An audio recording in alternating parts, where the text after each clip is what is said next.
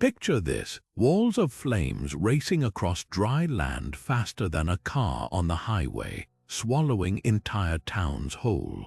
Wildfires have always been one of nature's most terrifying forces, but beyond the destruction, some fires leave behind stories so strange they sound like something out of a movie. Across the United States, wildfires have sparked mysteries, unbelievable coincidences, and even miracles that defy explanation. Today, we're diving into the 32 strangest wildfire stories in U.S. history tales that'll make you question everything you thought you knew about these raging infernos. Think wildfires are just about burning trees. Think again. Some fires have been chased by ghostly figures, others have uncovered long-lost treasures, and a few have even stopped dead in their tracks for reasons no scientist can fully explain. From spontaneous fires that seem to ignite out of nowhere to entire towns that vanished without a trace, these aren't just disasters. They're puzzles wrapped in smoke and flame waiting to be unraveled. And that's exactly what we're doing in this video. We've scoured records, eyewitness accounts, and even declassified documents to bring you the most jaw-dropping wildfire stories ever recorded. You'll hear about the blaze that split into two flaming tornadoes, the fire that uncovered a forgotten gold mine, and the eerie case of a wildfire that burned in perfect geometric shapes. So buckle up, because this isn't just a countdown. It's a journey into the unbelievable, where fire doesn't just destroy, it reveals secrets no one saw coming. The story of the Great Peshtigo Fire reads like something ripped straight from a disaster movie, except it was horrifyingly real. Picture this: October 8, 1871. While history remembers the Great Chicago Fire for leveling the city in flames, that same night, a far deadlier inferno was tearing through the forests and towns of northeastern Wisconsin. The Peshtigo Fire remains the deadliest wildfire in U.S. history, claiming an estimated 1,200 lives, 5 times more than Chicago's tragedy. Yet it practically vanished from public memory, overshadowed by the destruction of a major city. But here's where it gets stranger. Witnesses described walls of fire moving faster than a galloping horse, fueled by hurricane-force winds. Then came the fire tornadoes, spinning columns of flame taller than buildings, hurling entire houses through the air like toys. Entire families sought refuge in rivers, only to boil alive as the water heated to unbearable temperatures. Some survivors swore they saw blue spectral flames dancing ahead of the fire, a phenomenon scientists now believe could have been methane igniting from swamp gas. The fire's cause: a perfect storm of drought, careless land clearing, and freak weather. Railroad workers accidentally sparked smaller blazes while clearing brush, but the real horror began when these smaller fires merged into a firestorm with its own weather system. It generated hurricane winds that toppled church steeples and flattened entire communities in minutes. And yet, Peshtigo's story was buried. Newspapers at the time fixated on Chicago's destruction, where the fire burned iconic landmarks. Meanwhile, Peshtigo, a logging town, was left to smolder in obscurity. Some say it's because the blaze was so apocalyptic, survivors struggled to put it into words. Others believe it was simply too horrifying for the public to process. Either way, this forgotten inferno remains one of America's most chilling wildfire mysteries. Yellowstone National Park, one of America's most treasured landscapes, became the stage for a wildfire so massive it rewrote the rulebook on how we fight nature's fury. The summer of 1988 started normally until drought turned the park into a tinderbox. What began as a few small, naturally sparked fires in June soon exploded into an unstoppable inferno thanks to Yellowstone's controversial "let it burn" policy. The idea was simple: wildfires were a natural part of the ecosystem, clearing dead wood and renewing the land. But nature had other plans. By August, the fires were behaving like nothing scientists had ever seen. Instead of burning in predictable paths, they created their own weather firestorms so intense they generated winds strong enough to uproot trees and hurled embers miles ahead of the main blaze. Towering pyrocumulus clouds formed, launching lightning strikes that started new fires far from the original flames. At its peak, the fire grew by 50,000 acres a day, swallowing whole forests in minutes. Firefighters described walls of flame 300 feet high so loud they sounded like freight trains. The disaster forced a reckoning. 36% of Yellowstone burned, nearly 800,000 acres. Over 9,000 firefighters battled the blaze, but nature won. The policy that seemed logical in theory had spiraled into chaos, yet from the ashes came unexpected gifts. Lodgepole pine seeds, dormant for decades, finally cracked open in the heat. New grasses sprouted where dense forest once blocked the sun. Elk and bison thrived in the rejuvenated meadows. Scientists discovered that Yellowstone wasn't being destroyed, it was resetting itself, just as it had for millennia before human interference. The fires of 1988 changed everything. The let it burn approach was abandoned, replaced by more nuanced strategies balancing ecology with public safety. Fire breaks, controlled burns, and early suppression became standard tools. Yellowstone taught us the hard way that while fire is natural, our hands-off approach needed limits. Today, those scorched landscapes are lush and vibrant, proof that even the most devastating flames can birth new life. But the lesson remains etched in the blackened tree trunks still standing. Nature plays by its own rules, and sometimes we're just along for the ride. The summer of 1910 brought a nightmare so intense it reshaped wildfire, fighting forever the legendary Big Burn. This wasn't just a fire, it was an all-consuming monster that devoured 3 million acres across Idaho, Montana, and Washington in just 2 days. The flames didn't just spread, they exploded, fueled by hurricane-force winds that turned the forest into a roaring furnace. But what makes this disaster unforgettable isn't just the scale of destruction. It's the sheer heroism that emerged from the smoke, particularly one man whose quick thinking saved dozens of lives against impossible odds. Enter Ed Pulaski, a forest ranger who found himself and his 45-man crew trapped in the path of the firestorm. With walls of flame closing in and the air too thick to breathe, Pulaski did the unthinkable. He led his men into an abandoned mine tunnel, knowing it might be their only chance. As the inferno raged outside, the tunnel filled with smoke so dense, men passed out from lack of oxygen. Pulaski, half blind from the heat, stood at the entrance with his revolver in one hand and a wet blanket in the other, threatening to shoot any panicked survivor who tried to bolt into certain death. The next man who leaves, he growled, gets a bullet. Miraculously, all but 5 of his crew survived the night. When they stumbled out at dawn, the world around them was unrecognizable trees reduced to charcoal, the earth still smoldering.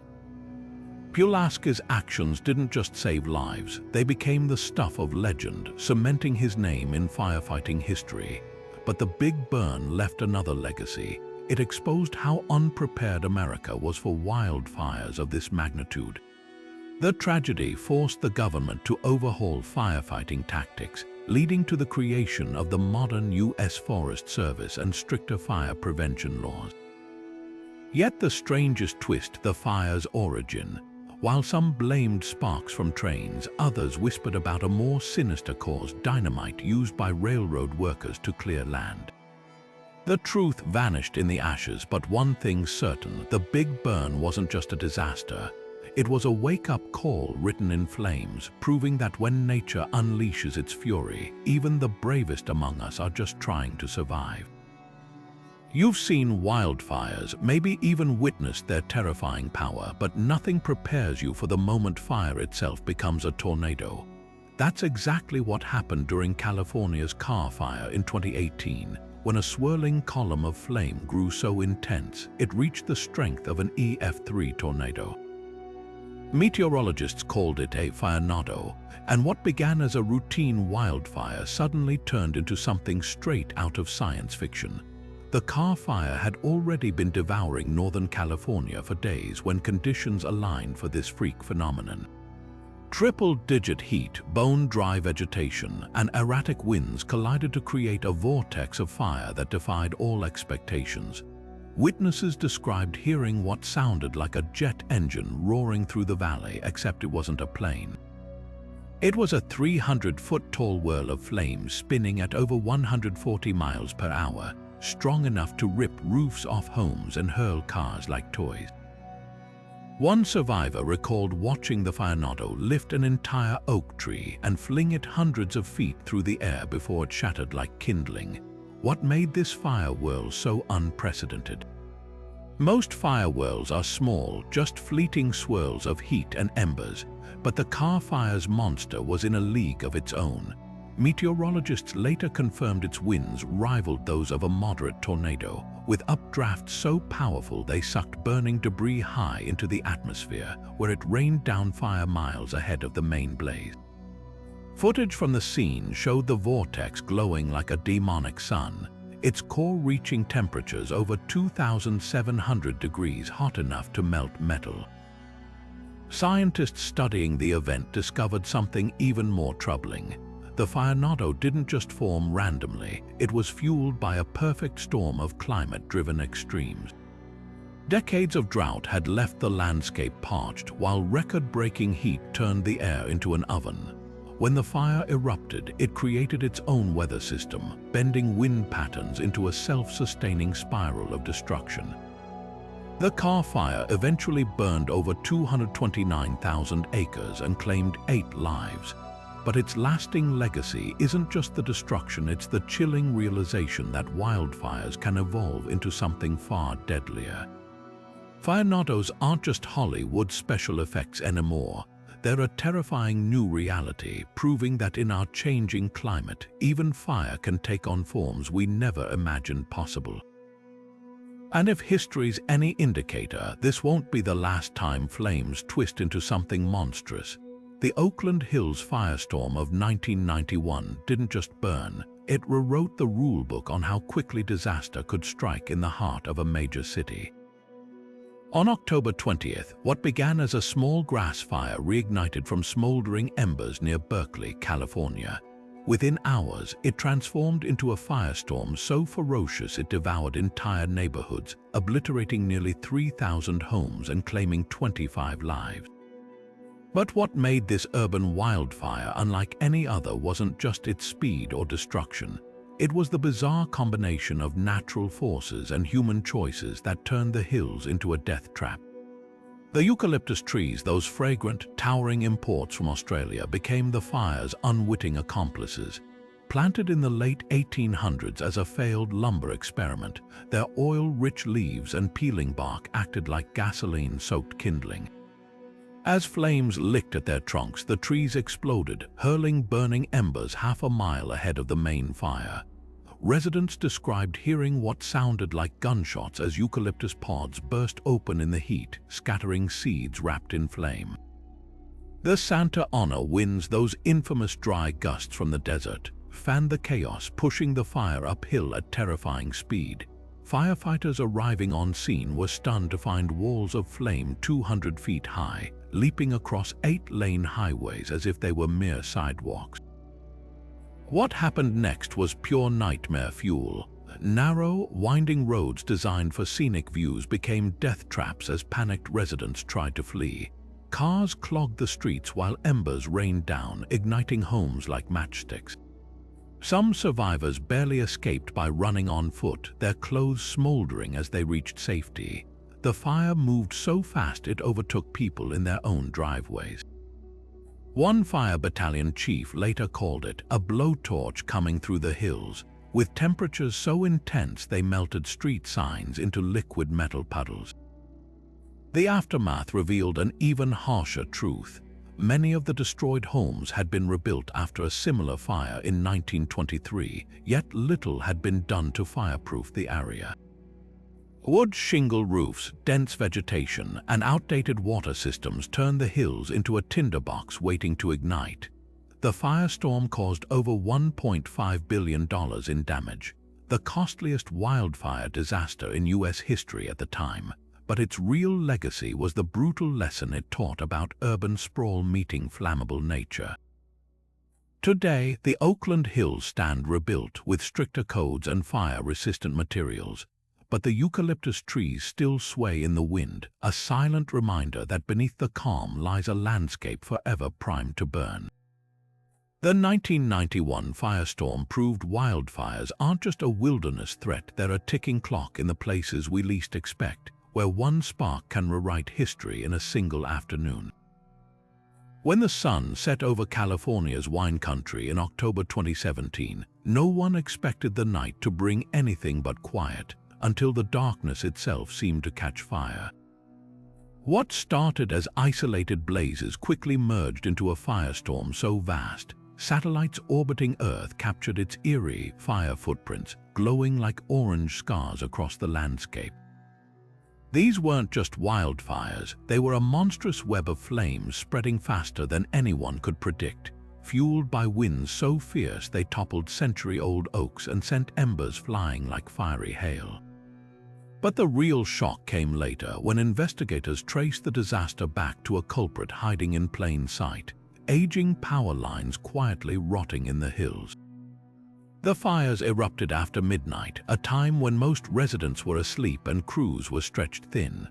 Dry Diablo winds rushing down from the mountains at speeds topping 50 miles per hour turned small sparks into walls of flame within minutes. Napa and Sonoma became war zones, with roads jammed by fleeing families and skies choked with smoke so thick, firefighters likened it to trying to navigate through black soup. Yet from space, NASA satellites painted a different picture, perfect branching patterns of fire spreading in precise lines, mirroring the very paths of Pacific Gas and Electric's neglected power infrastructure. Here's where the story twists. While PG&E initially blamed climate change and extreme weather, forensic teams discovered something far more damning. Dozens of ignition points traced back to rusted transformers, snapped power lines, and trees left to grow into electrical equipment, all violations of basic safety protocols. One downed cable sparked a fire that alone destroyed 5,000 structures. Another blaze began when a eucalyptus tree, unpruned for decades, finally sagged onto a power line like a match touching gasoline. The aftermath exposed a system in ruin. Whistleblowers revealed the utility had diverted maintenance funds for years, leaving equipment to decay while executives collected bonuses. Worse yet, internal documents showed PG&E knew certain lines were ticking time bombs as early as 2013, yet did nothing. The fires killed 44 people and torched parts of Santa Rosa so completely, survivors returned to find only the ghosts of their homes, melted stoves, warped car frames, and eerie piles of ash where heirlooms once lay. But from the ashes rose an unexpected silver lining. The satellite images of those fire footprints became crucial evidence in court and a wake-up call for the entire nation. California tightened regulations, forcing utilities to inspect every mile of line and cut power during high-risk weather. The tragedy also birthed new technology, like AI-powered cameras that now scan forests for sparks in real time. The wine country fires didn't just burn land, they scorched away the illusion that negligence could hide forever. Sometimes it takes a catastrophe visible from space to remind us disaster doesn't just happen. It's often what happens when we look the other way. The Big Burn didn't just scorch the earth, it seared itself into American policy, leaving a legacy far more complicated than anyone could have imagined. In the smoky aftermath of 1910, Congress panicked. The sight of entire towns reduced to ash and stories like Ed Pulaski's mine tunnel standoff had lawmakers convinced wildfires couldn't just be managed, they had to be eradicated. What followed was the birth of the U.S. Forest Service's infamous 10M policy, a mandate that every wildfire spotted had to be extinguished by 10 o'clock the next morning. It sounded heroic, like a wartime mobilization against nature itself, but this well-intentioned crackdown would plant the seeds for disasters no one saw coming. For decades, firefighters became soldiers in what they called the Smokey Bear Wars, stamping out every flicker of flame with military precision. The policy worked at first. Wildfire acres burned plummeted, and the public celebrated Smokey's message that only you can prevent forest fires. But beneath the surface, the forests were quietly turning into powder kegs. Normally, small fires clear out dead brush and weak trees, leaving healthy ecosystems behind. With those natural burns suppressed, forests became overcrowded tinderboxes, packed with fuel just waiting for a spark. By the late 20th century, the consequences were impossible to ignore. Fires that once might have burned a few acres now exploded into megafires, feeding on decades of accumulated kindling. Scientists began calling it the fire paradox. The harder we fought to control flames, the worse the eventual infernos became. The very policy born from the Big Burn's trauma had set the stage for even bigger catastrophes. Perhaps the cruelest twist, some of the worst hit areas were the same regions scorched in 1910. The cycle had come full circle. Overprotected forests burned even more violently, proving you can't outmaneuver nature forever. Today, the Forest Service has abandoned its all-out war on fire, embracing controlled burns and managed wildfire strategies.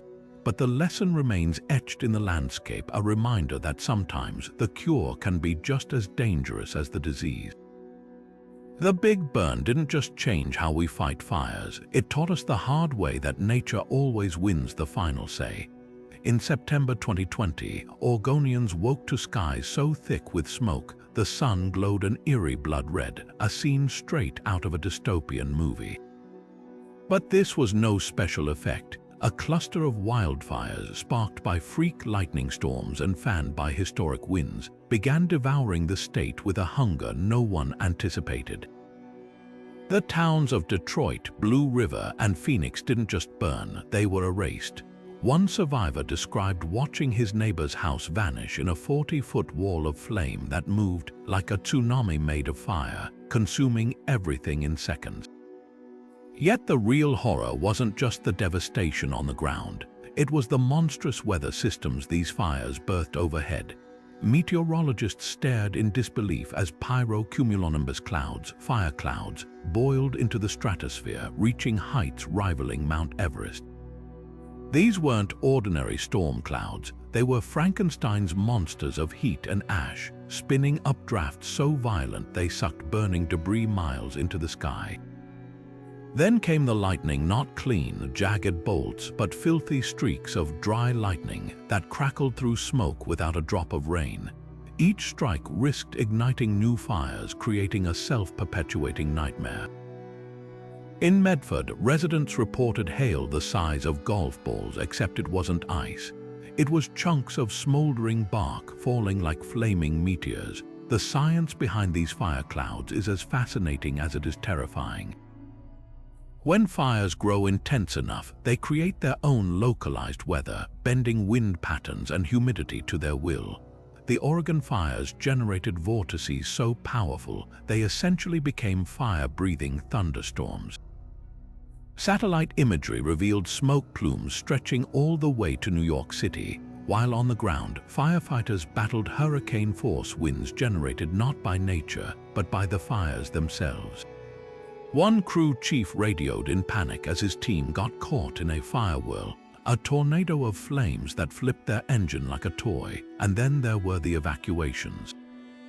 Highway 138 became a gauntlet of abandoned cars, their melted frames still sitting where families fled on foot. In Talent, a makeshift animal rescue formed in a Walmart parking lot, where volunteers frantically treated burns on everything from llamas to parrots.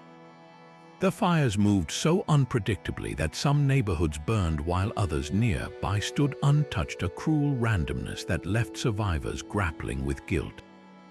The final toll was staggering. Over 1 million acres burned, 10,000 homes lost, and at least 11 lives.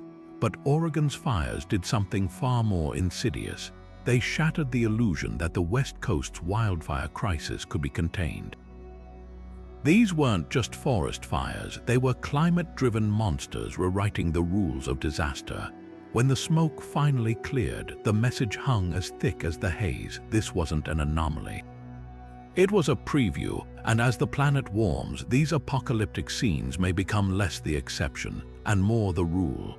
The morning of November 8, 2018 began like any other in Paradise, California, until the scent of smoke crept through the air just after sunrise. Within minutes, the sky turned black as a wildfire moving faster than anyone had ever seen swallowed the ridge above town. The campfire wasn't just another wildfire. It became the deadliest in U.S. history in over a century, reducing Paradise to ashes in under 6 hours and claiming 85 lives. But what made this inferno unforgivable wasn't just its speed or ferocity. It was the chilling revelation that every spark, every death, traced back to a single neglected power line. Eyewitnesses described scenes ripped from a horror film. Flames raced downhill at an impossible 80 football fields per minute, overtaking cars clogging the town's few escape routes. Survivors recounted dodging falling power poles while embers rained down like fiery snow, igniting homes in seconds. Some fled on foot, dragging children and pets through ditches as the fire roared behind them.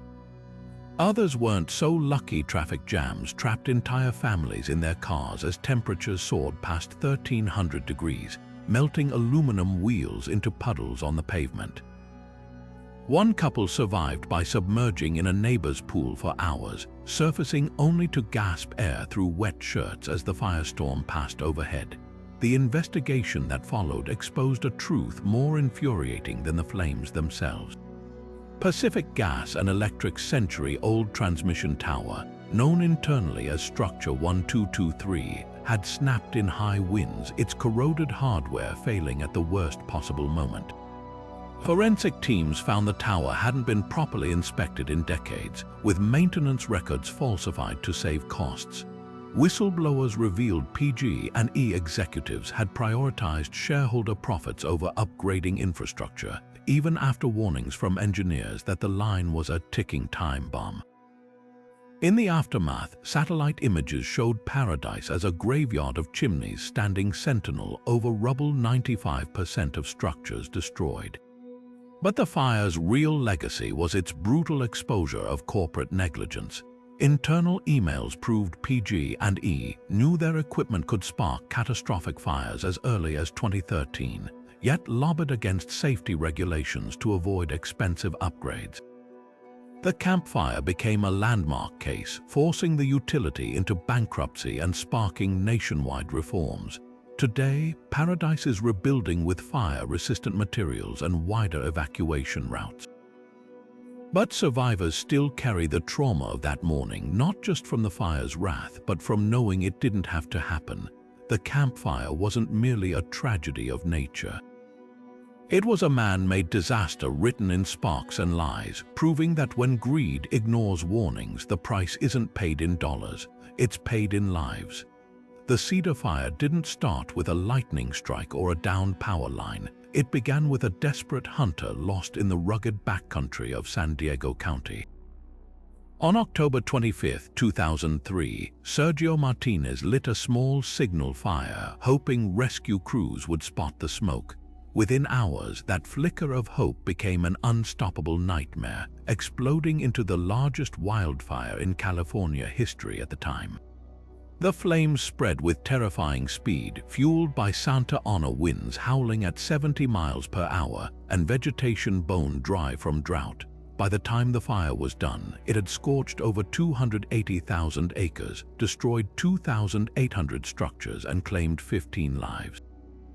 But what made this disaster unforgettable wasn't just its scale. It was the chain of failures that turned a preventable accident into a catastrophe. Martinez's fateful decision unfolded like a tragic domino effect. After getting separated from his hunting partner in the remote Cleveland National Forest, he ignited brush to attract attention, standard survival protocol. But in those tinderbox conditions, the fire jumped from a controlled signal to an inferno in minutes. Aerial firefighting teams could have stopped it early, but critical delays piled up. A helicopter equipped to drop water sat grounded. Bureaucratic red tape had stalled its certification. Another crew spotted the blaze but was diverted to a less urgent fire nearby. By the time reinforcements arrived, the cedar fire had grown into a monster, hopping highways and canyons as if they were mere stepping stones. Then came the evacuation chaos. San Diego's emergency alert system, designed to warn residents via phone calls, failed spectacularly. Many woke to flames licking their windows with no prior warning. In the affluent suburb of Scripps Ranch, homeowners fought the blaze with garden hoses as fire trucks sat gridlocked in traffic, evacuation routes clogged by panicked families fleeing in all directions. One fire captain later described the scene as like dropping a bomb on a city and telling everyone to run at once. The fire's behavior defied logic, skipping entire neighborhoods while obliterating others. A dozen homes would burn to their foundations while the house next door stood untouched, saved by nothing more than a shift in the wind. The aftermath exposed hard truths about wildfire preparedness. Investigations revealed that brush clearance laws had gone unenforced for years, allowing flammable chaparral to grow dangerously thick around homes. Firefighters lacked real-time mapping technology, relying on paper maps as the blaze outmaneuvered them. Most damning of all, experts estimated 90% of the destroyed homes could have been saved with basic fire-resistant roofing and ember-proof vents. Cheap upgrades most residents never knew they needed. The Cedar Fire's legacy lives on in rebuilt neighborhoods and stricter safety codes, but its lessons cut deeper. It proved that disaster isn't just about flames, it's about every broken link in the chain that allows them to spread. From a hunter's desperate signal to a county's wake-up call, this fire didn't just burn land, it exposed how easily systems fail when we need them most. Storm King Mountain seemed like just another routine firefighting assignment on July 6, 1994. 14 elite smoke jumpers and hotshots, including a crew of Prineville's best, deployed to Colorado's steep slopes, expecting to contain a small blaze sparked by lightning. But what began as a manageable wildfire would become one of the deadliest days in wildland firefighting history, all because of a terrifying phenomenon veterans call the blow-up. The fire had been creeping slowly through Gamble Oak brush when winds shifted unexpectedly that afternoon. A dry, cold front rolled in, whipping the flames into a frenzy as temperatures plummeted and humidity bottomed out. In under an hour, the fire's behavior transformed from predictable to apocalyptic. Survivors described a deafening roar as the fire surged uphill, doubling in size every 30 seconds. A vertical tsunami of flame fed by winds now screaming at 45 miles per hour. The smoke jumpers, positioned on a ridge with no clear escape route, suddenly found themselves staring down a 300-foot wall of fire moving faster than a sprinter. What happened next was a desperate scramble for survival. Some tried racing uphill to a safety zone, only to be overtaken by flames that superheated the oxygen around them. Others deployed fire shelters, last resort aluminum foil cocoons, but the inferno's intensity melted the glue holding them together. One firefighter's radio crackled with his final transmission, "We're taking refuge in the rocks." When rescuers reached the scene hours later, they found 12 bodies clustered near a failed escape route, their shelters still folded in backpacks. 2 more firefighters perished trying to outrun the blaze. The tragedy forced the firefighting world to confront hard truths. Investigators discovered the crew had violated the 10 standard fire orders, basic safety rules like maintaining escape routes and posting lookouts. But deeper analysis revealed systemic failures, outdated weather forecasts, inadequate maps, and a culture that sometimes prioritized toughness over caution. The fire's ferocity had created its own wind system, a feedback loop of heat and air that even seasoned crews couldn't anticipate. Storm King's legacy burns in every wildfire training today. The disaster birthed new safety protocols, from mandatory watch-out situations checklists to improved fire behavior modeling. Firefighters now carry lighter, more heat-resistant shelters, and teams undergo grueling escape drills simulating blow-up conditions. Perhaps most importantly, the culture shifted. No crew is shamed for calling a retreat, and situational awareness became the mantra. Yet the memorial plaques on Storm King Mountain whisper a sobering reminder: no amount of training can fully tame nature's fury. Those 14 deaths carved a permanent lesson into the profession. Sometimes, the difference between heroism and tragedy is just 30 seconds of shifting wind. Among the blackened skeletons of trees and acres of scorched earth, Yellowstone's landscape revealed nature's most unexpected survival strategy: the lodgepole pine's secret pact with fire. While most plants perish in flames, these resilient trees had evolved a reproductive trick hidden inside their cones.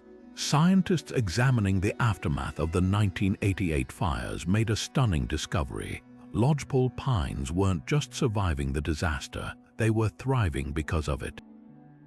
Their cones, sealed shut by a natural resin, required the intense heat of wildfires to melt open and release their seeds. Without flames, new generations couldn't take root. Researchers dubbed these serotinous cones time capsules of life waiting for catastrophe. The fires that summer reached temperatures exceeding 200 degrees, liquefying the resin glue that had kept the cones clamped tight for decades. Within weeks of the blaze, millions of tiny seeds rained onto the nutrient-rich ash, germinating in open sunlight where the thick forest canopy had once blocked their growth. By the following spring, vast stretches of charcoal-black earth were already dotted with bright green seedlings, their roots tunneling deep into soil now packed with phosphorus and other fire-activated nutrients. But the lodgepole's fire dependence wasn't the only ecological shock. The burn created a mosaic effect, patches of intense destruction next to untouched groves that became a biodiversity jackpot. Elk and bison flocked to newly sunlit meadows, their grazing keeping invasive weeds at bay. Birds like the black-backed woodpecker moved in to feast on bark beetles infesting dead trees, their populations booming in the burned zones. Even the soil chemistry transformed, with fire unlocking decades of accumulated nutrients that supercharged plant regrowth.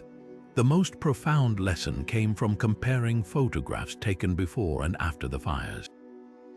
Satellite images showed that similar burn patterns had occurred naturally for millennia, long before fire suppression policies disrupted the cycle. Ecologists realized Yellowstone wasn't being destroyed, it was hitting the reset button, just as it had for thousands of years. The park's rebirth proved that some ecosystems don't just tolerate fire, they demand it to maintain balance. Today, those once blackened slopes are dense with young pines, some already 20 feet tall. Their growth stands as a living testament to nature's resilience, and a humbling reminder that what humans often call destruction might just be nature writing its next chapter. The Yellowstone fires didn't just change how we fight wildfires, they rewrote our understanding of how landscapes remember fire and how deeply some lives depend on its return. The Woolsey Fire didn't just burn through Malibu, it turned Southern California's most glamorous coastline into a Hollywood disaster movie, except the stars weren't acting.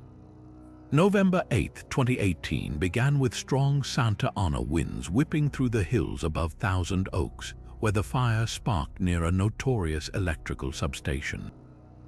Within hours, flames chewed through dry brush at an alarming rate, racing toward the Pacific Ocean with a speed that stunned even veteran firefighters. But what made this blaze unforgettable wasn't just its destruction. It was the surreal collision of wildfire and celebrity, where million-dollar estates became kindling and a list evacuations played out in real time on social media. Imagine the scene, Miley Cyrus frantically herding her pigs to safety as embers rained down on her ranch. Kim Kardashian posting Instagram stories of her family's frantic escape, their car surrounded by walls of flame. Lady Gaga pleading for help on Twitter as the fire crept toward her Malibu home, where she'd stored priceless costumes and unreleased music. The Getty Villa, housing ancient Roman artifacts, became an island in the smoke as staff drenched its gardens with sprinklers. Meanwhile, the Ronald Reagan Presidential Library, perched atop a hill in Simi Valley, miraculously survived thanks to firefighters who dug trenches and sprayed fire retardant while flames licked at its perimeter. The fire's path read like a tour of California's most iconic addresses. It jumped the 8-lane 101 freeway as if it were a curb, then carved through Paramount Ranch, where HBO's Westworld filmed its dystopian landscapes. The irony wasn't lost on anyone when the ranch's Old West facades, built for fictional gunfights, burned under a real-life sky of choking orange smoke. Celebrities weren't the only victims, though. Working-class families in mobile home parks and ranch hands who tended those glamorous estates lost everything, their stories overshadowed by headlines about movie stars' displaced pets. Firefighters faced near-impossible conditions. The Santa Anas gusted up to 70 miles per hour, hurling embers a mile ahead of the main fire. Helicopters meant to drop water were grounded by turbulence, while crews on the ground battled flames in canyons so steep, some resorted to tying hoses to rocks to keep from sliding downhill. One fire captain described the scene as trying to stop a freight train with a squirt gun. When the smoke cleared, the Woolsey fire had torched nearly 100,000 acres, destroyed over 1,600 structures, and claimed 3 lives. But its legacy lives on in harrowing footage of Ferraris abandoned on Pacific Coast Highway, and in the stark realization that no amount of money or fame can armor anyone against nature's fury. The fire didn't just burn homes, it exposed the fragile line between paradise and purgatory, where even the most gated communities are just one spark away from becoming ash. The Dixie Fire didn't just burn, it rewrote the physics of what wildfires could do. By August 2021, this monstrous blaze had already devoured hundreds of thousands of acres in Northern California when it set its sights on Greenville, a Gold Rush-era town frozen in time. But before the flames reached the historic buildings, something far stranger happened overhead. The fire began generating its own weather-towering pyrocumulonimbus clouds so massive they punched into the stratosphere, creating lightning that sparked new fires miles ahead of the main inferno. This wasn't just a wildfire anymore, it was a self-sustaining atmospheric beast feeding on its own chaos. Greenville stood no chance. Founded in 1852, the town was a living museum of Old West saloons and wooden storefronts that had survived over a century of boom and bust. Then came the evening of August 4th. Firefighters watched in horror as hurricane-force winds generated by the fire itself launched embers across the Feather River Canyon, igniting homes before crews could even sound the evacuation alarm. One resident described the scene as like watching a tornado made of fire suck the entire town into its core. Within hours, Greenville's iconic downtown was reduced to skeletal brick chimneys and molten piles of antique cash registers from its gold rush heyday. The science behind the Dixie Fire's fury was just as terrifying as its destruction. Pyrocumulonimbus clouds form when superheated air from megafires rises so violently it creates thunderstorm-like updrafts. These aren't ordinary clouds, they're essentially fire-breathing storm systems that can hurl embers up to 8 miles away. Satellite imagery showed the Dixie Fire's clouds reaching heights of 45,000 feet, their anvil-shaped tops resembling nuclear mushroom clouds. And just like thunderstorms, they spat out lightning, except these bolts struck bone-dry forests, igniting fresh fires that merged into the main blaze like tributaries feeding a river of flame.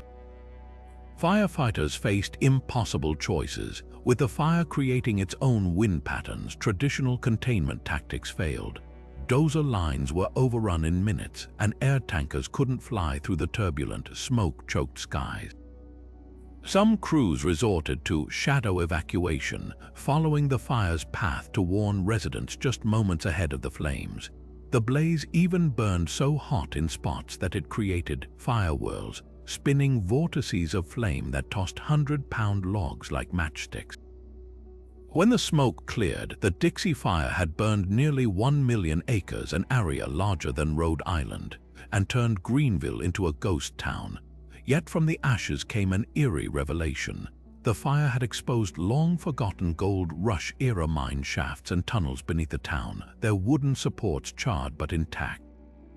It was as if the fire had peeled back the layers of history, revealing the very roots of the town it destroyed. The Dixie Fire didn't just demolish buildings, it shattered assumptions about how fires behave in a warming world. Those pyrocumulonimbus clouds weren't an anomaly, they were a warning. As climate change dries landscapes and supercharges weather systems, megafires like this won't be outliers. They'll be the new normal raging beasts that don't just consume land, but twist the very atmosphere into weapons of their own destruction. And Greenville's smoldering ruins stand as a grim preview of what happens when fire doesn't just burn but evolves. The Witch Creek Fire didn't just burn, it rewrote the rules of evacuation chaos. On October 21, 2007, a downed power line in San Diego County's backcountry sparked what would become one of California's most nightmarish mass exoduses. By dawn, 500,000 people found themselves trapped between walls of flame and gridlocked freeways, transforming major highways into parking lots under a sky thick with embers. This wasn't just a wildfire, it was a logistical horror story where the sheer volume of evacuees overwhelmed every escape plan ever drafted. San Diego's geography turned the crisis into a perfect storm. The fire exploded through rugged canyons at unprecedented speed, fueled by Santa Ana winds gusting over 90 miles per hour. Flames leaped across 8-lane interstates, cutting off escape routes as neighborhoods burned on both sides of the roads. Traffic cameras captured surreal images, cars bumper to bumper on Interstate 15, their headlights barely piercing the smoke while fire glowed on the horizon like a second sunrise. Parents draped wet blankets over children in backseats as embers pinged off windshields. Some abandoned vehicles altogether, fleeing on foot with pets tucked under their arms. The human toll unfolded in startling ways. Emergency call centers fielded 20,000 pleas for help in a single hour, crashing systems meant to handle a fraction of that volume. Hospitals evacuated patients mid-surgery, wheeling them into ambulances already packed with neonatal incubators.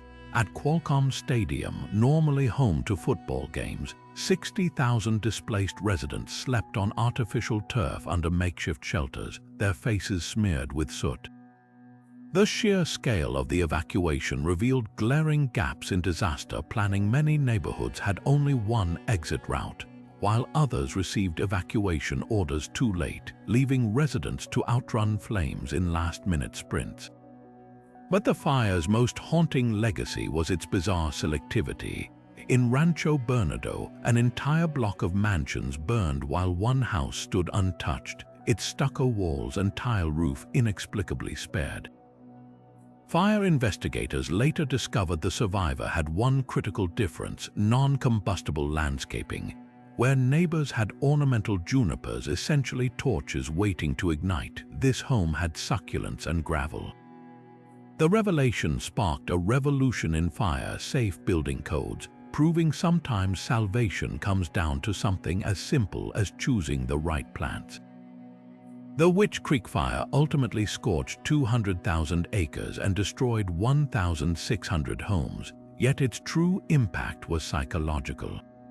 For the first time, millions grasped that wildfires weren't just a rural threat, they could besiege cities, paralyzing infrastructure and turning daily commutes into fight-for-your-life gauntlets. Today, those gridlocked freeways serve as a grim lesson. When fire moves faster than bureaucracy, even the best-laid plans can burn to ash. the Berkeley Hills had always been a postcard-perfect blend of nature and luxury until October 20th, 1991, when that same beauty became a death trap. The East Bay Hills fire didn't creep into neighborhoods, it pounced.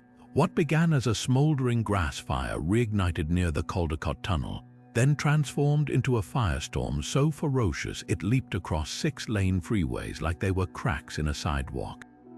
Within hours, flames devoured nearly 3,000 homes in one of the most affluent areas of California, proving that when fire meets the urban wildland interface, no amount of money can buy safety. Witnesses described the fire's speed as something out of a disaster movie. Embers carried by 70-mile-per-hour Diablo winds rained down a mile ahead of the main blaze, turning manicured gardens into kindling.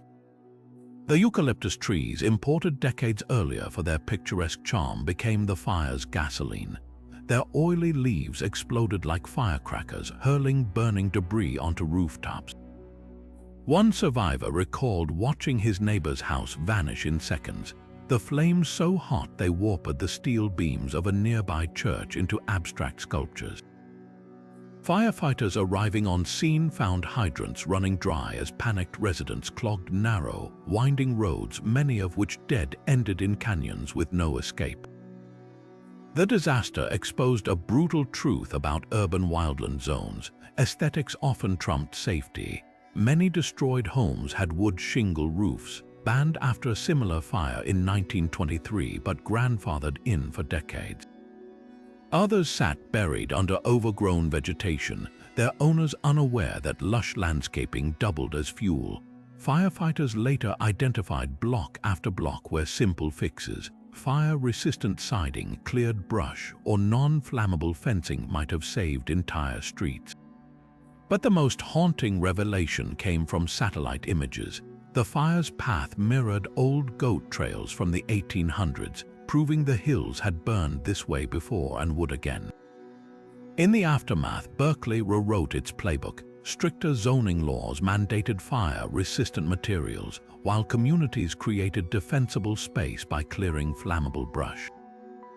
Yet the scars remain not just in empty lots where grand homes once stood, but in the collective memory of a day when fire proved that even in the shadow of a world-class university, nature writes the final exam. The East Bay Hills fire didn't just burn houses, it incinerated the illusion that urban sophistication could outmatch raw wildfire. And as more communities build into fire-prone areas, its lessons scream louder than ever. The line between paradise and peril is thinner than a spark. December in Colorado usually means snow-dusted evergreens and ski resorts buzzing with holiday crowds, but not in 2020. That winter, as most of America bundled up for Christmas, suburban neighborhoods outside Denver found themselves fleeing walls of flame instead of building snowmen.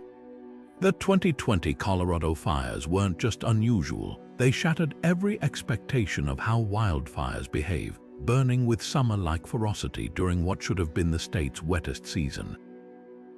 The East Troublesome Fire stole the show with its audacity. On October 21st, it ignited in a remote part of Rocky Mountain National Park, then pulled off the impossible. By December, it had exploded across the Continental Divide, a feat so rare that veteran firefighters initially refused to believe their maps.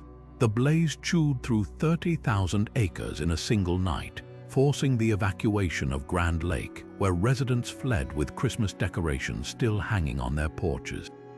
One firefighter described watching embers ignite fresh snowflakes midair, a surreal sight that defied every textbook on seasonal fire behavior.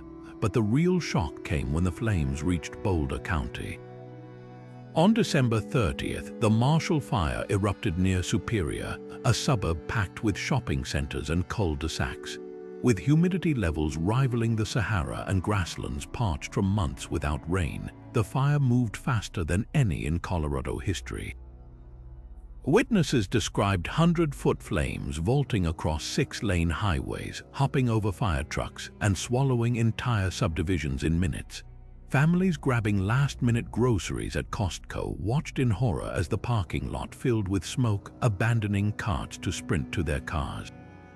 The science behind this winter nightmare was as fascinating as it was terrifying. Colorado's 2020 monsoon season never arrived, leaving grasses bone dry. Then came a freak December heatwave with temperatures hitting 70 degrees, unheard of at that altitude. But the true accelerant was hurricane-force winds screaming down the Rockies at 110 miles per hour, turning every spark into a blowtorch. Fire behavior analysts later determined the Marshall Fire's forward speed reached an unprecedented 80 football fields per minute, faster than most people can run. The aftermath rewrote the rulebook. Over 1,000 homes burned, many reduced to ashes so complete that only charred plumbing pipes marked where kitchens once stood. Yet bizarre pockets of survival dotted the devastation, a single house standing untouched next to a smoldering crater where its neighbor had been, saved by nothing more than a wind shift or a well-timed sprinkler. Investigators traced one ignition point to a burning shed, but the deeper cause was clear. Climate change had erased the concept of fire season. What made these fires unforgettable wasn't just their timing, it was their targets. These weren't remote forests burning, but middle-class neighborhoods where kids built snowmen in better years. The flames consumed a Holiday Inn, a Tesla dealership, and a retirement community, landmarks nobody expected to see on wildfire maps. When the smoke cleared, Colorado faced an uncomfortable truth. Winter no longer meant safety. The rules had changed, and the flames had written the update in the ashes of December. The men of the Granite Mountain hotshots knew fire. They'd faced some of the worst blazes across the American West, carving fire breaks with chainsaws and shovels through terrain so steep it made seasoned hikers quiver. But nothing could prepare them for what happened near Yarnell, Arizona on June 30, 2013, a day that would turn a routine fire assignment into the deadliest wildfire disaster for firefighters in decades. That afternoon, the Yarnell Hill fire seemed almost routine, a lightning-sparked blaze chewing through Chaparral north of Phoenix. The Granite Mountain crew, 19 elite firefighters led by Superintendent Eric Marsh, deployed to protect the tiny town of Yarnell. They worked in perfect sync, their signature hotshot designation marking them as among the most skilled wildland firefighters in the country. Around 4 p.m., shifting winds sent the fire surging in an unexpected direction. Radio recordings later revealed the crew calmly discussing their plan. "We're gonna move to our safety zone," one member reported. Those would be their last words. What happened next remains the subject of painful analysis. The crew abandoned their initially safe position on a burned ridge, descending into a box canyon dense with unburned fuel. No one knows exactly why they made that fatal choice, whether they spotted threatened homes below or simply misjudged the fire's speed. What's certain is that the wildfire, fueled by 100-degree heat and tinder-dry brush, suddenly reversed direction with terrifying speed. Winds exceeding 50 miles per hour transformed the canyon into a furnace, trapping the team with no escape. Their emergency shelter's last resort foil wraps designed to deflect heat were no match for the 1,500-degree inferno that overtook them. The aftermath was a study in heartbreak. A sole survivor, Brendan McDonough, had been posted as a lookout and escaped by sprinting through a hail of embers. When recovery teams reached the scene, they found 19 shelters, some never fully deployed, in a grim circle near the canyon floor. Forensic analysis showed the fire moved so fast it likely gave the men less than 2 minutes to react. Their watches stopped at almost the same time, frozen at 4:42 p.m. The tragedy forced painful reckonings across firefighting. Investigators found outdated weather forecasts failed to predict the wind shift, while rough terrain hampered radio communication. But the most haunting questions were human. Why did such an experienced crew leave safety? Some theories suggest they were trying to reposition near a ranch they believed was threatened. Others posit they simply got caught mid-move when the fire exploded. The official report called it a perfect storm of human and environmental factors, but for families of the fallen, no explanation could dull the loss. Today, the Granite Mountain Hotshot Memorial State Park stands near Yarnell, its trail winding past 19 stone gabions, one for each firefighter, filled with mementos left by visitors. The disaster didn't just change safety protocols, it seared into public consciousness the brutal realities wildland firefighters face. These weren't just victims of a fire, they were skilled professionals who walked knowingly into danger, only to be outmaneuvered by nature's unpredictability. Their legacy lives in stricter weather monitoring, improved shelter designs, and a humbling truth: even the best trained can be humbled when the wind decides to change direction. Winter in Colorado is supposed to mean snowbanks and ski lifts, not walls of flame swallowing suburbs whole. Yet that's exactly what unfolded on December 30th, 2021. The Marshall Fire didn't just defy expectations, it obliterated them, roaring through Boulder County's neighborhoods with a speed that left even veteran firefighters in disbelief. This wasn't a forest fire creeping through remote wilderness. It was a grassland inferno fueled by 100-mile-per-hour winds and bone-dry winter vegetation, burning with summer-like ferocity on the cusp of the new year. What made the Marshall Fire so jarring was its targets. Flames didn't just consume open fields, they vaulted across highways and parking lots, torching subdivisions, a hotel, and even a Tesla dealership. Families grabbing last-minute groceries at a Costco watched smoke swallow the horizon, abandoning carts to flee as embers pelted the pavement like hail. One resident recalled driving through flames, licking both sides of the road, the heat so intense it cracked his windshield before he reached safety. The fire moved at an inconceivable pace, traveling the length of a football field every second, faster than most people could sprint. By nightfall, entire blocks stood reduced to ash, their foundations marked only by charred plumbing pipes and the occasional husk of a refrigerator. The science behind this wintertime catastrophe was as fascinating as it was terrifying. Colorado had just endured its driest autumn in recorded history, leaving grasslands parched like tinder. Then came the wind's hurricane-force gusts screaming down the Rockies at 110 miles per hour, the kind of power that topples semi-trucks. But the real shocker, the heat.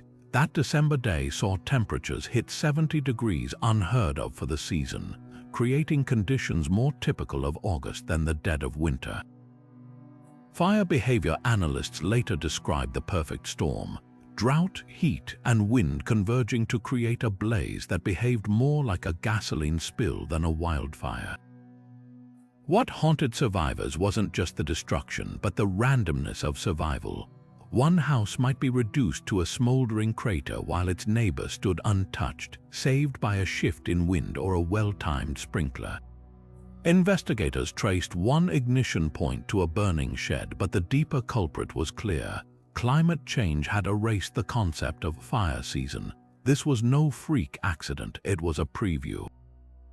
As winters grow warmer and drier, the Marshall Fire proved that suburbs once considered safe from wildfires are now squarely in the crosshairs.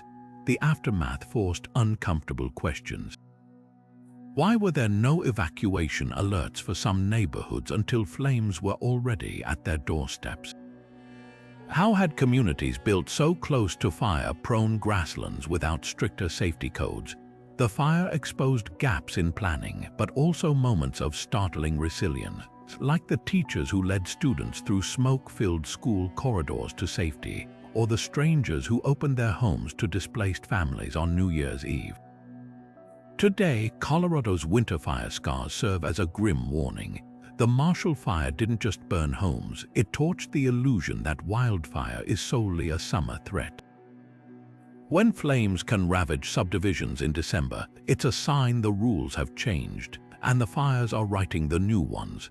The Rodeo Chetiski fire didn't start as one catastrophe. It began as two separate blazes born from human folly, then merged into a single nightmare that would scar Arizona forever. On June 18, 2022, a part-time firefighter named Leonard Gregg set the rodeo fire ablaze near Sibeque, hoping to earn money as a wildfire responder. Just days later, a lost hiker named Valinda Joe Elliott panicked in the dense forests near Chediski Peak, lighting a signal fire that spiraled out of control. What followed wasn't just a wildfire, it was a collision of bad decisions and bad luck, proving how easily human error can unleash nature's fury. Greg's arson plot unraveled almost immediately. The rodeo fire exploded through drought-stricken ponderosa pines, growing so fast it trapped some of the very crews he'd hoped to work alongside. Meanwhile, Elliott's signal fire, meant to attract rescuers, caught nearby brush and raced uphill. Helicopters spotted her within hours, but by then the Chediski fire was unstoppable. Within days, the two infernos merged into one monstrous blaze, their combined heat generating hurricane-force winds that carved fire whirls capable of tossing burning logs like matchsticks. The fire's behavior defied all expectations. Flames climbed 200-foot pine trunks in seconds, their heat so intense it created firenadoes that ripped through the Apache Sitgreaves National Forest. One firefighter described watching an entire stand of trees ignite simultaneously, like someone flicked a switch and turned the forest into a blowtorch. Evacuations turned chaotic as the fire hopped containment lines, swallowing the towns of Show Low and Heber Overgard. Survivors told of driving through tunnels of flame, their tires melting on asphalt so hot it bubbled. What made this disaster unforgettable wasn't just the destruction, it was the bitter irony. Greg's scheme to profit from firefighting wages collapsed when investigators traced the rodeo fire's origin to his truck's tire tracks. He'd earned no paycheck, just a 10-year prison sentence. Elliott, though cleared of criminal charges, became a reluctant face of the dangers of panic in the wild. Meanwhile, the fire revealed deeper failures. Outdated forest management policies had left the region choked with deadwood, turning what could have been manageable burns into an unstoppable force. The aftermath forced Arizona to confront hard truths. The Rodeo Chediski fire burned over 730 square miles, an area larger than Los Angeles, and became the state's largest wildfire until the Wallow Fire surpassed it 9 years later. Its legacy lingers in charred landscapes still struggling to regenerate, and in the unsettling knowledge that sometimes disaster doesn't need natural causes. All it takes is one reckless moment or two to light the fuse. The Mendocino Complex fire didn't just break records, it rewrote the playbook on how fire interacts with modern agriculture, and in this case, California's booming marijuana industry. By August 2018, this twin fire monster comprising the ranch and river fires had merged into a single inferno, chewing through 459,000 acres of Northern California's rugged terrain. But what made this blaze unforgettable wasn't just its size. It was the surreal sight of cannabis farms going up in smoke, sending plumes of pungent, THC-laced haze drifting across the state. The fire's path cut straight through Emerald Triangle country, the nation's largest cannabis-producing region. Farmers watched helplessly as flames devoured not just their crops, but entire drying barns packed with harvested buds.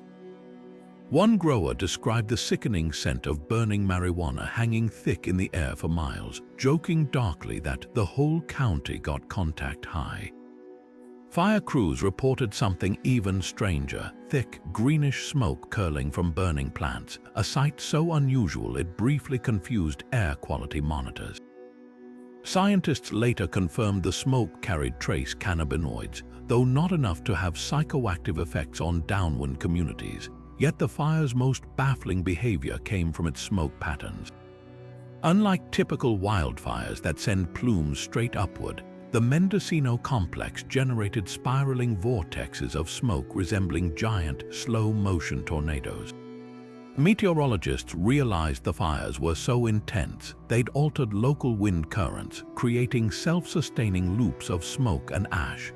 Satellite images captured these eerie spirals stretching hundreds of miles, their shapes so precise they looked digitally rendered. At ground level, the effect was apocalyptic. Ash fell like gray snow in towns 50 miles away, turning noon skies into twilight. the disaster exposed the cannabis industry's vulnerability. Many growers operated without insurance, their businesses still in legal limbo despite California's recent legalization. Others lost their entire livelihoods in hours, with no recourse but to watch years of genetic crossbreeding experiments turn to ash. The fire also highlighted an uncomfortable truth. Illegal grows hidden deep in forested areas became accidental fuel caches, their irrigation hoses and plastic tarps feeding the flames. When the smoke cleared, the Mendocino complex held the dubious title of California's largest recorded wildfire until surpassed just 2 years later. Its legacy lingers in amended cannabis farming regulations, and the haunting images of those smoke spirals are a reminder that when nature collides with human industry, the results can be as strange as they are destructive. The fire didn't just burn land, it revealed how deeply intertwined California's identity is with both wildfire and weed, two forces that, when combined, can create a disaster unlike any other. The Santa Barbara paint fire didn't roar to life through natural causes, it sparked from something as mundane as a handyman's mistake.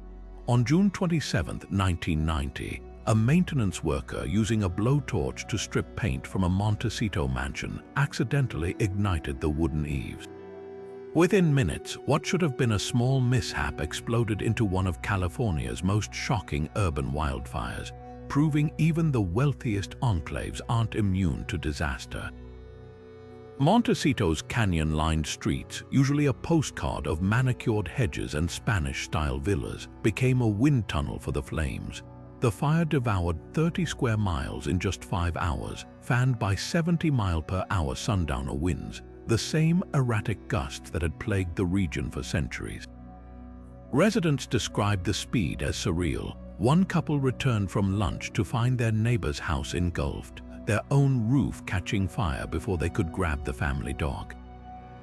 Firefighters arriving on scene faced an impossible choice: save homes or clear roads for fleeing families, as narrow lanes clogged with panicked drivers and fallen palms. What made this blaze unforgettable wasn't just its origin, but its targets. Flames leaped across 6-lane highways to torch estates worth millions, their drought-starved landscaping acting as perfect kindling. A historic monastery burned while a nearby gas station stood untouched, its concrete lot creating an accidental firebreak. The fire's path seemed almost spiteful, leveling a celebrity's hilltop compound but sparing the humble gardener's cottage below. The aftermath forced wealthy homeowners to confront an uncomfortable truth: money couldn't buy fireproofing. Many had skirted brush clearance laws to preserve ocean views, only to watch ornamental junipers become ladders for flames. Investigators noted an eerie pattern: houses with tile roofs and stucco walls often survived, while those with wooden shingles and decorative trellises vanished. The fire exposed a stark divide between aesthetics and survival, where the very touches that defined Montecito's charm became its undoing. Yet from the ashes came an unexpected silver lining. The disaster unified the community, prompting stricter building codes and a neighborhood-wide fire-safe landscaping movement. Today, those charred lots hold homes rebuilt with fire-resistant materials, their gardens dotted with succulents instead of flammable shrubs. The paint fire's legacy lingers not just in scarred hillsides, but in the humbling lesson it taught: no amount of privilege can outweigh the basics of preparedness. Sometimes it takes a painter's slip-up to remind even the richest among us that fire plays no favorites. The Creek Fire didn't just trap hikers and campers in California's Sierra Nevada, it turned the mountains into a death trap with a cruel twist of physics. On September 4, 2020, what began as a routine wildfire near Shaver Lake exploded into a monster, generating a fire tornado so powerful it flipped vehicles and sent embers raining down like fiery confetti. But the real horror unfolded deep in the backcountry, where over 200 vacationers, families with kids, elderly fishermen, backpackers found themselves encircled by walls of flame with no escape routes left. What followed wasn't just a rescue mission, It was one of the most daring helicopter evacuations in U.S. wildfire history, where pilots danced with death to pluck strangers from the jaws of oblivion. The fire's behavior defied all logic. Fueled by record heat and drought-parched forests, it generated a pyrocumulonimbus cloud that spat lightning and birthed a 200-foot-tall fire whirl. This wasn't just a column of flame. It was a rotating vortex of superheated wind strong enough to snap century-old sequoias like twigs. Down in the Mammoth Pool campground, terrified families waded into the lake, draping wet blankets over children as the air filled with burning debris. Their cell phones, useless without signal, became flashlights in the smoke-choked dark. Meanwhile, at Fresno's Air National Guard base, pilots monitoring the fire's rapid spread made a split-second decision: send in the Chinooks. What happened next was straight out of a war zone. With visibility near zero and gusting winds threatening to flip their aircraft, California Army National Guard helicopters dove into the smoke. Crews couldn't even see landing zones. They hovered blindly while spotters leaned out open doors, guiding them toward voices screaming over the rotor wash. One fisherman later described the moment a chopper emerged from the orange gloom like an angel materializing out of hell. Evacuees scrambled aboard in groups of 12, some clutching pets, others barefoot after abandoning tents mid-flight. The most harrowing lift came from a granite outcrop where 32 people had taken refuge. The helicopter's skids balanced precariously on rock edges as flames licked closer. But the creek fire wasn't done serving up nightmares. As the last evacuees lifted off, pilots noticed something chilling. The fire had burned in perfect circles around some campsites, leaving tents untouched while incinerating everything beyond. Fire behavior specialists later realized the whirl had created microcyclones, twisting flames into spirals that spared random patches like macabre crop circles. The rescue succeeded. All 214 campers survived, but the trauma lingered. Many evacuees reported waking for months to the smell of smoke that wasn't there, their ears straining for phantom rotor blades. The fire's aftermath forced a reckoning about wilderness safety in the age of megafires. Popular trails and campgrounds that once seemed immune to disaster were suddenly vulnerable. The National Park Service quietly updated its warning systems, installing satellite-linked emergency beacons in remote areas. But the real lesson etched into those scorched canyons was simpler. When fire spins its own weather, even seasoned outdoorsmen become pawns in a game where nature holds all the cards. Those helicopter crews didn't just save lives, they exposed how thin the line between adventure and calamity has become in America's burning wildlands. The Tubbs fire didn't just burn through California's wine country, it rewrote the rules of how fast disaster could strike. On the night of October 8, 2017, a spark near Calistoga's vineyards ignited what would become the most destructive wildfire in state history at the time. Fueled by 50-mile-per-hour Diablo winds and bone-dry vegetation, the fire didn't creep, it sprinted. Within hours, it accomplished what fire experts once thought impossible, leaping across 6 lanes of Highway 101 like a hurdler, landing squarely in Santa Rosa's suburban streets. What happened next wasn't just a wildfire, it was an urban massacre by flame where entire neighborhoods vanished before residents could grab their car keys. Eyewitnesses described scenes ripped from a disaster film. Flames vaulted over the freeway's concrete dividers, carried by embers the size of dinner plates. One commuter driving home from night shift watched in horror as the fire overtook his truck on the highway. Its heat so intense it cracked his windshield before he could escape. By the time the blaze reached the Coffee Park neighborhood, it moved with the precision of a bomb blast, leveling home after home in identical, methodical destruction. Families who'd gone to bed with no evacuation warnings woke to ceilings collapsing in flames, their only escape route already cut off by walls of fire. A police officer later recounted finding melted mailboxes still standing in front of lots where houses had been reduced to ash in under 10 minutes. The science behind the tub's fire's speed was as fascinating as it was horrifying. Meteorologists traced its behavior to a phenomenon called downslope windstorms, where air rushing down mountain slopes compresses and heats up, turning into a literal blast furnace. These winds didn't just carry the fire, they supercharged it, creating ember storms that rained down a mile ahead of the main blaze. Fire investigators made an even more chilling discovery. Many destroyed homes lay outside official high-risk wildfire zones, their vinyl siding and wood-shake roofs never designed to withstand such an assault. The flames exploited every weakness, creeping through storm drains to ignite fences and leaping between houses so quickly that fire engines arriving on scene had to abandon suppression efforts and switch to sheer rescue mode. But the real tragedy lay in the numbers: 22 lives lost, 5,600 structures reduced to rubble, entire blocks where only chimneys and swimming pools remained, the water inside boiled away by the heat. Yet from the ashes came an unsettling revelation. Satellite images showed the fire's path eerily mirroring the route of the 1964 Hanley fire, a proof that Santa Rosa had been built atop a landscape with a long memory for burning. The tub's fire didn't just expose how vulnerable cities were to wind-driven embers, it revealed how short human memory can be when developers dismiss history's warnings. In the aftermath, Coffey Park became a living laboratory for fire-resistant rebuilding, homes reconstructed with non-combustible materials and ember-proof vents. But the fire's true legacy was psychological. It shattered the comforting myth that freeways acted as fire breaks, proving that in the right conditions, flames don't respect roads, zoning maps, or human assumptions. When the tub's fire cleared that 6-lane highway with room to spare, it didn't just cross a physical barrier, it leaped straight over everything we thought we knew about urban wildfire safety.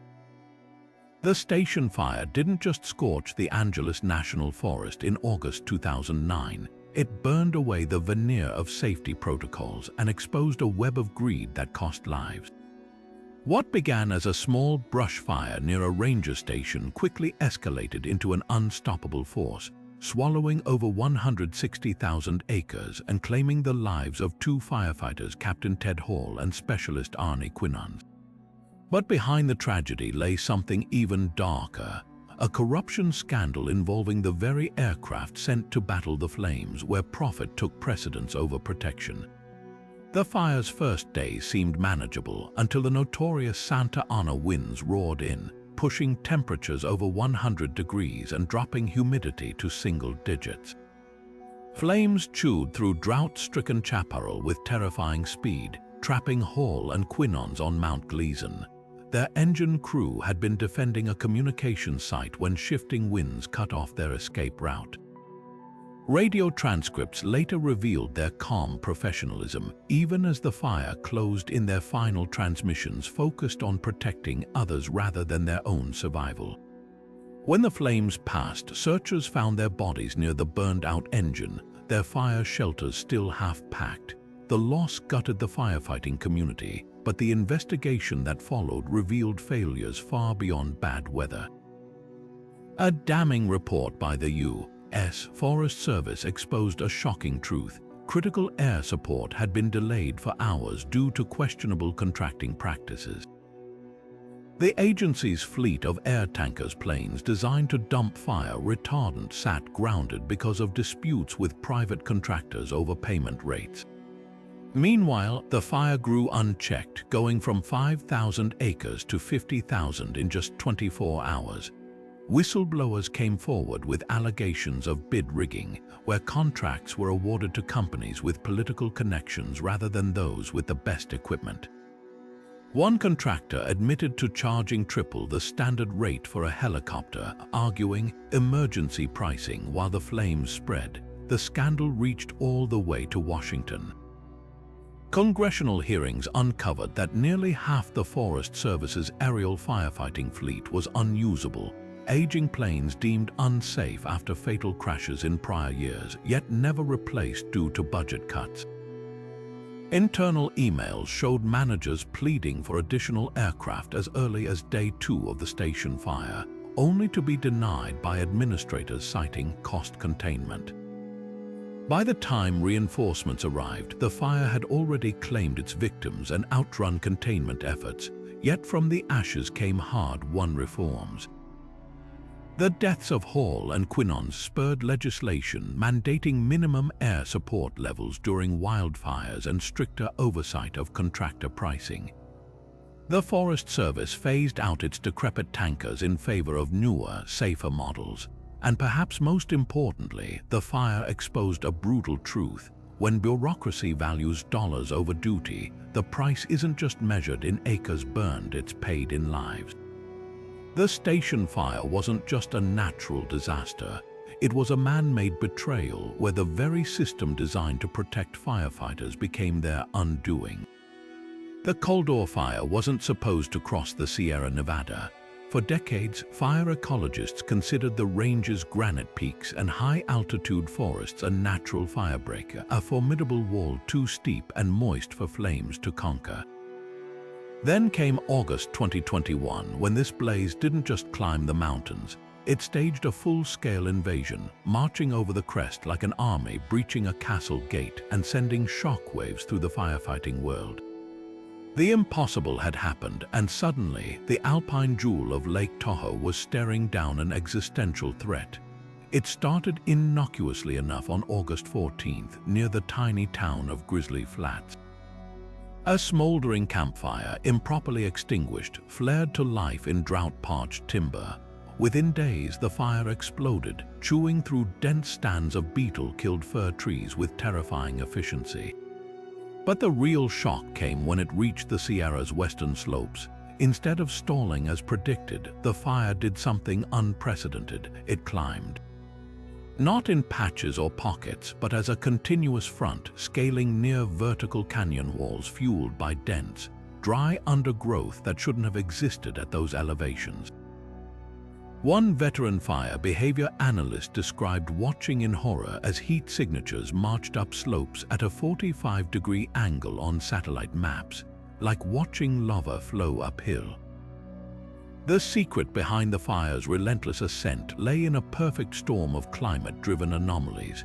That summer, Tahoe's snowpack had melted months early, leaving normally damp forests tinder dry. Then came a weeks-long heat dome, sucking moisture from already stressed trees. By the time the fire arrived, the Sierra's high country was primed to burn like never before. Firefighters attempting to hold the line at Echo Summit described surreal scenes.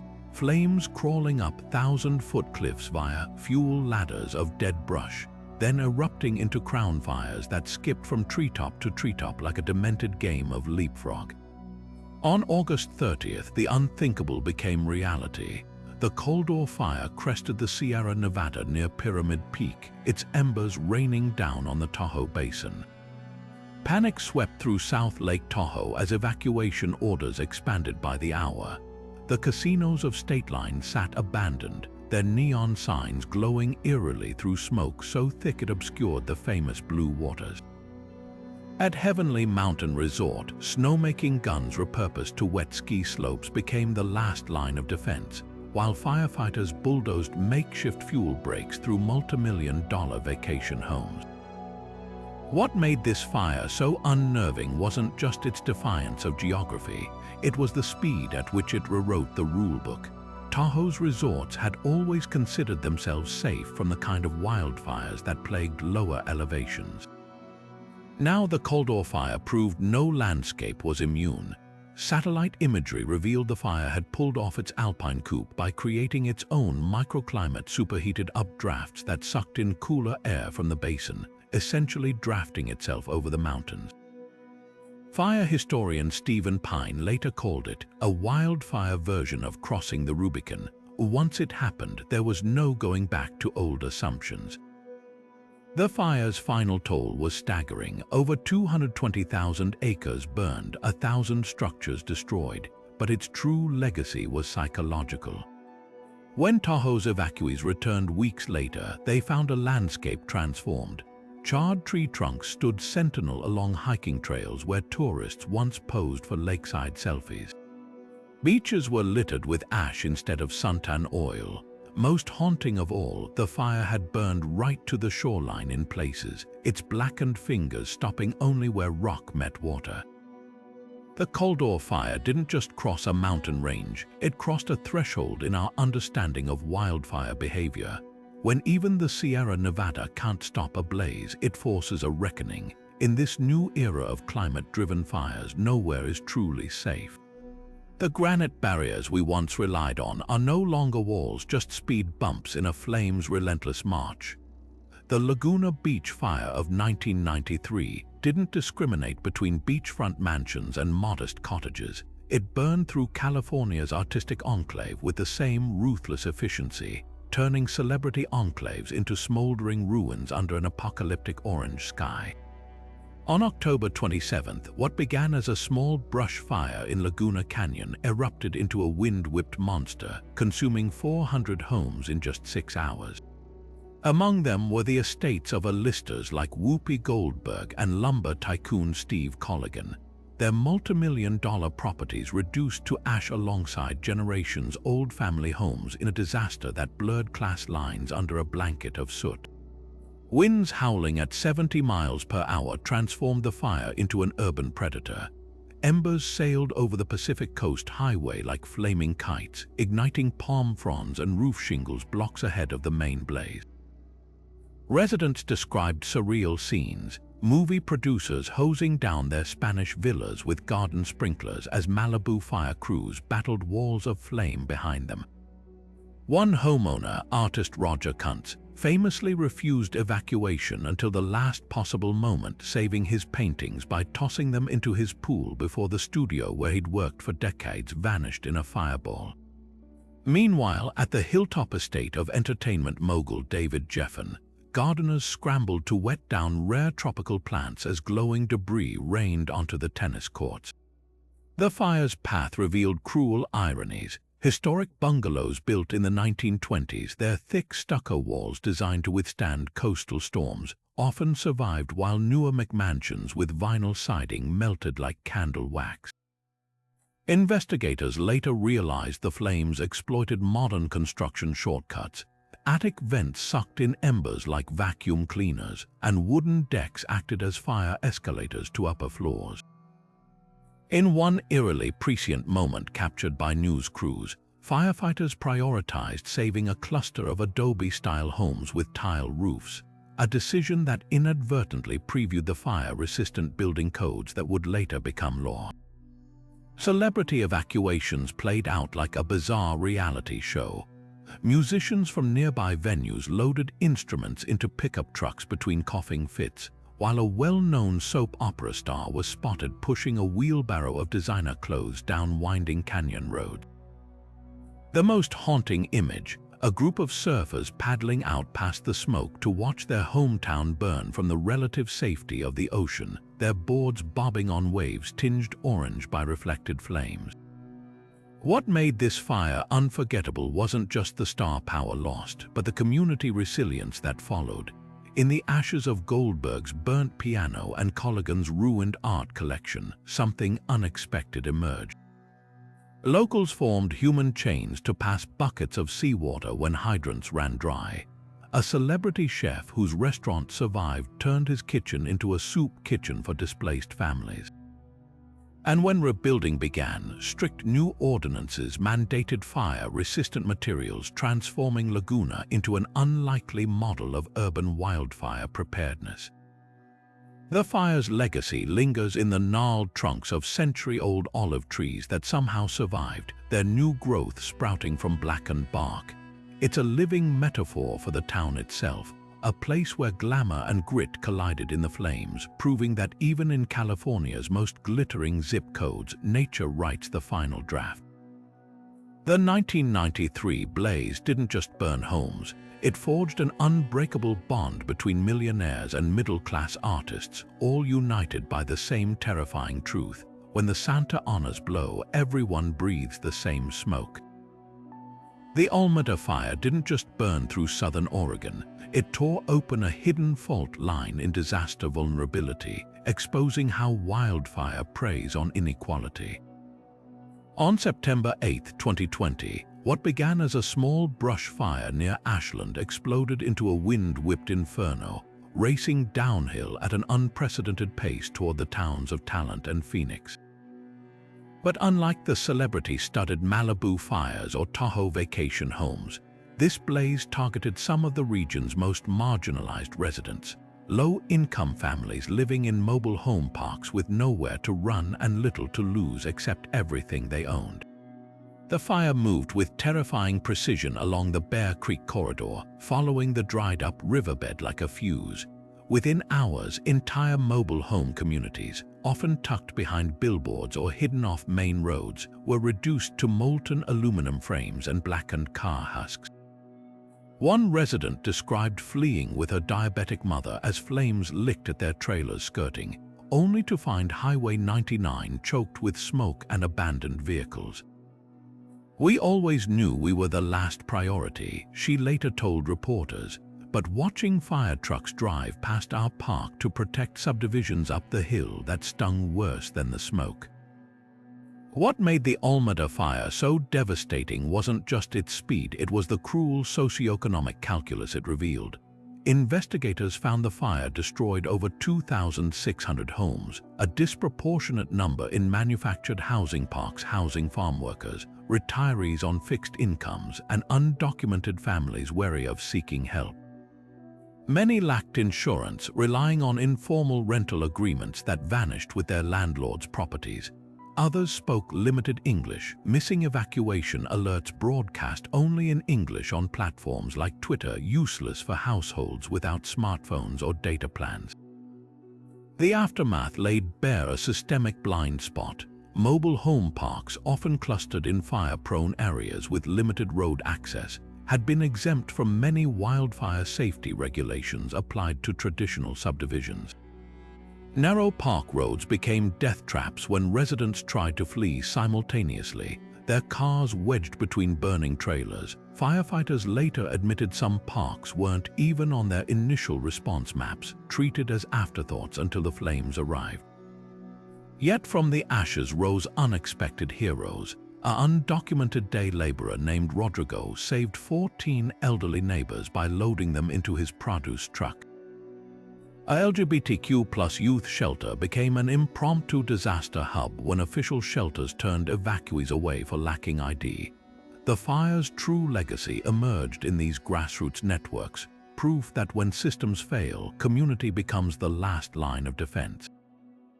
Today, Oregon's rebuilding efforts grapple with uncomfortable truths. Zoning laws now require safer spacing between mobile homes, and multilingual alert systems have been implemented. But the scars linger in vacant lots where trailers once stood, silent reminders that in wildfires, as in so much else, disaster doesn't strike equally. The Almeda fire didn't just destroy neighborhoods, it illuminated how deeply vulnerability is baked into the landscape where the cheapest homes sit on the most flammable ground. The King Fire didn't just scorch the earth, it burned with a personal vendetta, its origins rooted in one man's reckless fury. On September 13, 2014, a hunter named Wayne Allen Huntsman tossed a lit cigarette into dry brush near Pollock Pines, California, igniting what would become one of the most destructive arson fires in Sierra Nevada history. But this wasn't just a careless mistake. Investigators soon uncovered Huntsman had set at least a dozen other small fires in the area, a pattern of destruction that painted him not as a negligent smoker, but as a man who seemed to revel in watching the forest burn. The fire's early hours gave no hint of the catastrophe to come. Crews initially dismissed it as a routine blaze, containable within a few acres. Then the winds shifted. Fueled by drought-parched timber and steep canyon terrain, the King Fire transformed into a raging beast, its flames leaping from treetop to treetop with terrifying precision. Firefighters described watching 100-foot-tall sugar pines explode like torches, their sap boiling into flammable gas before bursting into fireballs that lit adjacent trees like dominoes. Within 72 hours, the fire had ballooned to 40,000 acres, its smoke plume visible from space as it marched relentlessly toward the cherished wilderness around Lake Tahoe. What made the King Fire especially unnerving was its artificial origins. Unlike most megafires sparked by lightning or downed power lines, this was deliberate arson, a human hand tipping the first domino in nature's deadly cascade. Huntsman's motive remains murky. Prosecutors suggested he enjoyed the chaos, while neighbors recalled his strange calm as authorities evacuated his own community. Cell tower data placed him near multiple ignition points, and forensic teams matched cigarette butts found at the scenes to his brand, the most damning evidence. A convenience store clerk testified Huntsman bought lighter fluid and matches minutes before the first reported fire. The fire's impacts went far beyond acreage statistics. It incinerated critical habitat for the already threatened Pacific fisher, a rare forest predator. Hydroelectric reservoirs clogged with ash, forcing power cuts during peak harvest season for apple orchards downstream. And in a bitter twist, the blaze destroyed portions of the famed Rubicon Trail, a legendary off-roading route Huntsman himself had frequented. Firefighters risked their lives battling the inferno for weeks, some suffering burns and smoke inhalation while protecting rural communities like Sly Park, where flames crept within yards of elementary schools. Huntsman's eventual arrest played out like a noir film. Tracked to a seedy Reno motel weeks later, he initially denied everything until investigators confronted him with a mountain of evidence, including his own shoe prints in the ashes near ignition sites. At trial, tearful homeowners described returning to find their cabins reduced to chimneys and melted appliances. The prosecution's closing argument included a haunting satellite time-lapse showing the fire's explosive growth, a visual testament to how one man's actions could unleash ecological carnage. Convicted on multiple counts, Huntsman received 20 years, though many victims argued the sentence was too lenient for the 97,000 acres of wilderness lost. The King Fire's legacy smolders long after the last embers cooled. It exposed glaring gaps in catching serial arsonists, leading California to establish a dedicated wildfire arson task force. Ecologists still study the burn scar, where some conifers stubbornly resprouted from blackened trunks while other patches may take centuries to recover. Most importantly, the fire became a grim case study in human-caused disaster, a proof that while nature provides the fuel, sometimes all it takes is one reckless spark in the wrong hands to rewrite the landscape forever. The Zoka fire didn't just burn, it became a self-sustaining monster, rewriting the rules of how long a wildfire could dominate the landscape. What began as a spark from a grinding tool on July 4, 2007, in California's Los Padres National Forest, erupted into a 2-month-long siege that would claim its place as the state's second-largest fire at the time. Unlike typical wildfires that flare up and fade within days, the Zoka fire behaved more like a slow-moving hurricane, feeding on its own heat and wind to create a feedback loop of destruction. Its sheer endurance wasn't just a product of dry brush, it was a masterclass in how fire can manipulate the very atmosphere to keep itself alive. From the start, the fire defied expectations. Nestled in steep, rugged terrain inaccessible to ground crews, it quickly grew beyond initial containment efforts. But what truly set Zoka apart was its ability to generate its own weather. Pyrocumulus clouds formed almost daily, towering mushroom-shaped plumes that acted like chimneys, pulling in fresh oxygen to fuel the flames below. These weren't just smoke columns, they were engines creating localized wind patterns that pushed the fire in unpredictable directions. One minute, firefighters would think they had a handle on the blaze. The next, a sudden downdraft from these fire-made storms would send embers flying miles ahead, igniting new hotspots.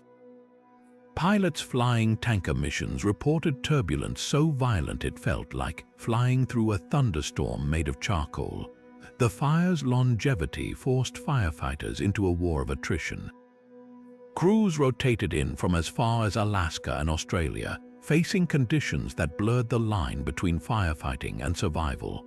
At night, the mountain slopes glowed like lava fields, with flames creeping through root systems underground only to resurface days later in seemingly extinguished areas. The heat became so intense in some canyons that it baked the moisture out of live vegetation, turning green plants into ready fuel. One fire behavior analyst described it as watching a snake digest its prey. The fire wasn't just burning, it was slowly consuming the landscape from the inside out.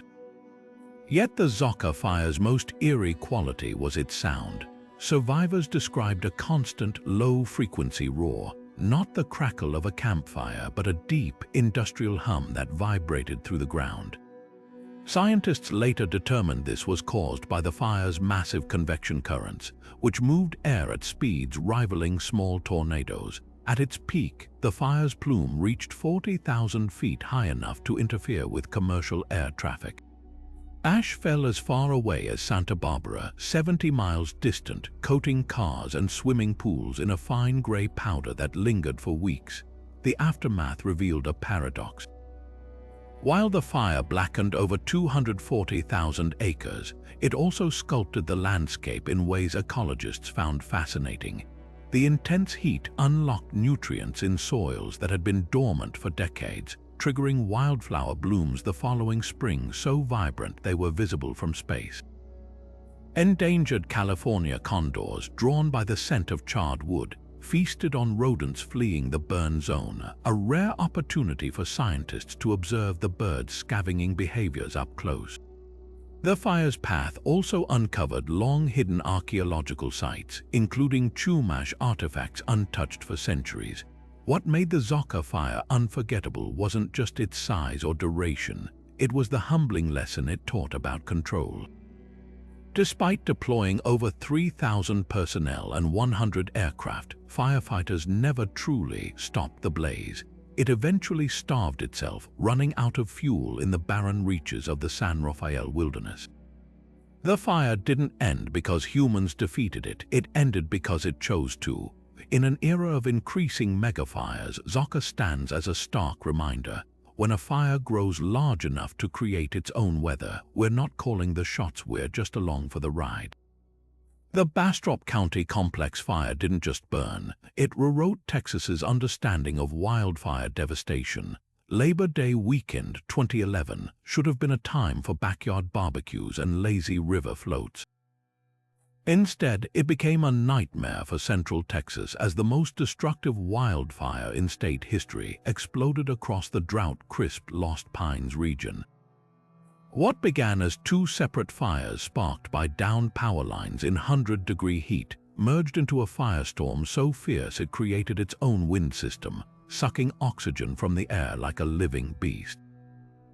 Within days, the blaze devoured 34,000 acres and reduced 1,600 homes to ash, leaving behind a charred wasteland where towering loblolly pines once cast cooling shadows over sleepy ranchland. What made this fire unprecedented wasn't just its scale, it was its eerie precision. The flames moved in jagged corridors, obliterating entire subdivisions while sparing single houses with almost surgical randomness. Survivors described watching the fire walk on ember-laden winds, igniting rooftops a mile ahead of the main blaze. One family returned to find their brick home standing untouched except for the melted remains of a child's plastic slide in the backyard, its twisted shape a silent witness to the 1,000-degree heat that had momentarily kissed the property.